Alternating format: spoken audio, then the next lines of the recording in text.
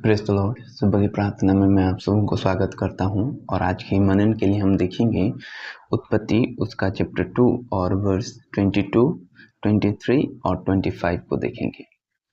और यहोवा परमेश्वर ने उस पसली को जो उसने आदम से निकाली थी स्त्री बना दिया और उसको आदम के पास ले आया। तब आदम ने कहा, अब यह मेरी हड्डी में की हड्डी और हड्डियों में की हड्डी और मेरे मांस में का मांस है, इसलिए इसका नाम नारी होगा, क्योंकि यह नर में से निकाली गई है। आदम और उसकी पत्नी दोनों नंगे थे। 25 पर लज्जाते ना थे। जब परमेश्वर ने आदम को बनाया तो सिर्फ आदम को बनाया गया था, ईव को नहीं बनाया गया था।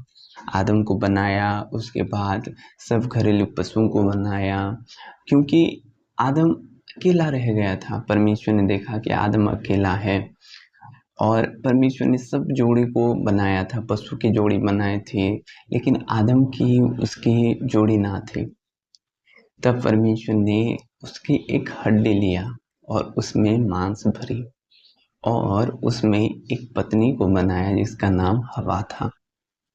इसलिए जब बाइबल में ये लिखा है, क्योंकि वो दोनों एक तन होंगे और वे एक साहाଯ୍य रहता था, एक हेल्पर आदम को मिला, उसका नाम हवा था। बाइबल में ये भी लिखा है, जो पत्नी ब्याहली वो उत्तम पदार्थ पाए, क्योंकि वो हेल्पर है, आपकी साहाଯ୍य है, यानी आपको वो साहाଯ୍य करता है, हेल्प करता है हर चीज़ों से, आपकी स्पिरिचुअल ग्रोथ में, आपके सांसारिक कार्य में, आपकी जो काम काज है। परमेश्वर इसलिए पत्नी देता है कि आपको हेल्प मिले, आपको मदद मिले। अगर आप सेवकाई कर रही हैं तो परमेश्वर आपको एक अच्छी पत्नी दे कि आपकी सेवकाई में हाथ बटाए। ऐसे अगर आप काम कर रहे हैं, आप सिर्फ विश्वासी हैं, तो वो दोनों क्या थे? वचन 25 में कहते हैं नंगे थे, पर भी लज्जाते नहीं थे, क्योंकि वे दोनों महिमा में थे, महिमा का वस्त्र पहने थे। उस समय में पाप का प्रवेश नहीं हुआ था। और परमेश्वर ने नारी को कैसे बनाया कि आदम की एक हड्डी में से नारी को बनाया गया। आप ये नहीं समझे, आपकी पत्नी को तुच्छ ना जाने कि पत्नी अपनी पत्नी को तुच्छ ना जाने। वो दोनों एक के लिए बनाए गए। परमेश्वर आपको अगर किसी के साथ जोड़ता है, किसी को आपके लिए देता है, आपकी मदद करने के लिए, आपके जीवन के साथ रहने के लिए, वो परमेश्वर की ओर से होता है। और मैं लव के बारे में बात नहीं कर रहा हूँ, वो तो अपनी इच्छा पूरी करने के लिए होता है। वो कई दफ़ा हम इमोशनल हो जाते हैं, अट्रैक्शन हो जाता है और हम सोच बैठते हैं ये प्रेम है, ये सांसारिक प्रेम है, वो परमेश्वर का प्रेम नहीं है। लेकिन जो परमेश्वर का प्रेम है वो आगापे है, वो अनकंडीशनल है, उसमें कोई कंडीशन नहीं होता। और यहाँ पर आदम और हवा क्या थे? महिमा में थे। जैसे परमेश्वर था वैसे वो दोनों भी थे। वो अपनी समान और स्वरूप और समानता में परमेश्वर ने उनको बनाया था, स्वरूप और समानता में उनको बनाया था। यानी और परमेश्वर ने आदम को क्या चेताया था कि इस वृक्ष का जो दो जीवनदायक और जो ज्ञानदायक वृक्ष था उनमें ना खाने के लिए, नहीं तो तुम मर जाएगा। क्या आदम ने मरा? नहीं, उसका स्पिरिचुअल डेथ हो गई उस समय में।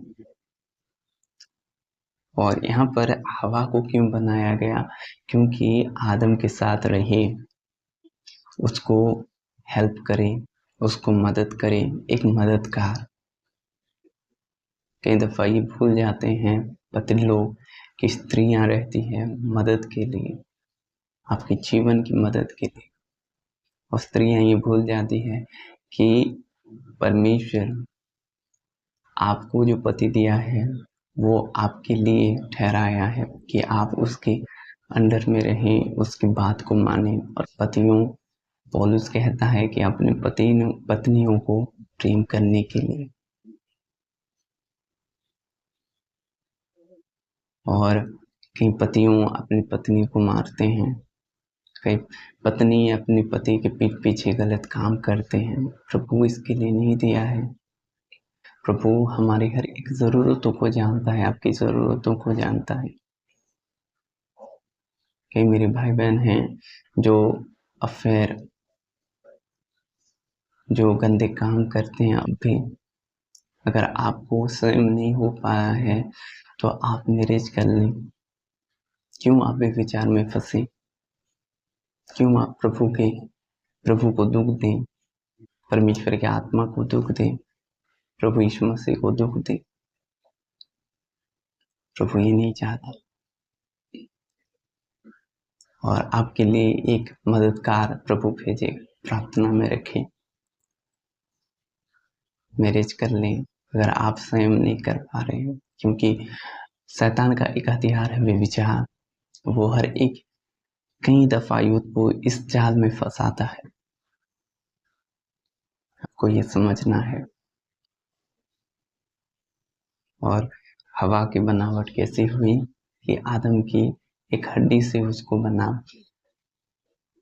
बनाया गया, आदम को मदद करने की। ध्यान रहे कि जो पत्नियां हैं, जो मेरी बहनें हैं, वो आपके पति के लिए आपको मदद करना है। हर एक क्षेत्र में, फिजिकल हो, स्पिरिचुअल हो, आर्थिक हो, सारी चीज़ों में, घर के हाथ में हाथ बटाना हो। इन चीज़ों को हमें समझना है कि परमेश्वर ने आदम और ईव क्यों बनाया, हवा को क्यों बनाया गया। और वे दोनों, फिर से मैं 25 को पढ़ूंगा, आदम और उसकी पत्नी दोनों नंगे थे पर लज्जाते ना थे। क्यों नहीं लज्जाते? क्योंकि वे महिमा में थे। इनमें कोई पाप नहीं समाया था, पाप वे नहीं किए थे उस समय तक। प्रभु इस वचन से आप सबको को आशीष करें। आमीन। अभी प्रार्थना का समय है, मैं आपके लिए प्रार्थना करूंगा।